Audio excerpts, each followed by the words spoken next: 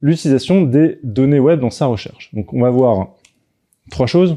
Comment on peut utiliser le SEO pour comprendre les intentions et les besoins de nos utilisateurs. Comment on peut affiner nos personas avec Analytics. Et enfin, comprendre les parcours utilisateurs avec Analytics. Donc les parcours on-site, bien sûr. Alors, analyser les intentions et les besoins grâce au SEO. Le SEO, donc on en a un peu parlé, c'est l'ensemble des techniques qui sont mises pour améliorer la position d'un site web sur les pages de résultats des moteurs de recherche. On l'appelle aussi référencement naturel. Par extension, on appelle SEO en fait tout ce qui concerne plus ou moins Google. C'est un abus de langage, mais par exemple, quand on analyse les volumes de recherche sur Google, on parle de SEO, même si à proprement parler, c'en est pas. Bon, ça c'est juste des éléments complémentaires pour qualifier le SEO. Il faut savoir que en termes de classement, la première position concentre 30% des clics, la deuxième 15%, la troisième 10%.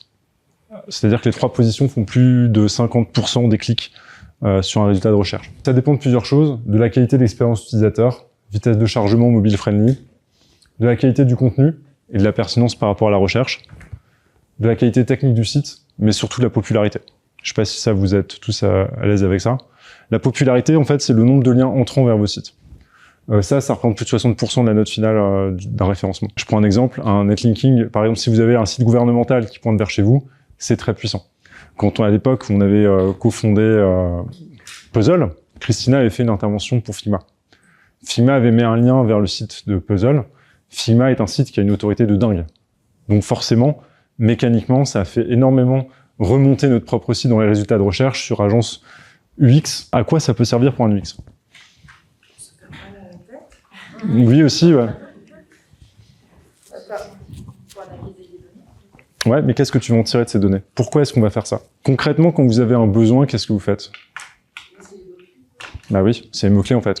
Aujourd'hui, quand vous avez un besoin, sauf de plus en plus avec ChatGPT, mais concrètement, vous faites d'abord une recherche, tout simplement.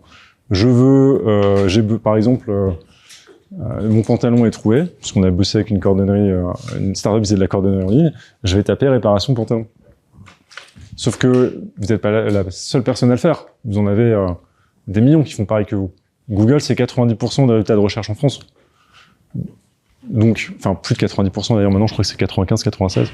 Donc, c'est énorme. Donc, en fait, si vous analysez ça, vous savez précisément quelles sont les intentions, quels sont les besoins des gens, en fait, sur un thème qui vous intéresse. Donc, tous ces outils, en fait, vous permettent de connaître ces éléments-là, premièrement.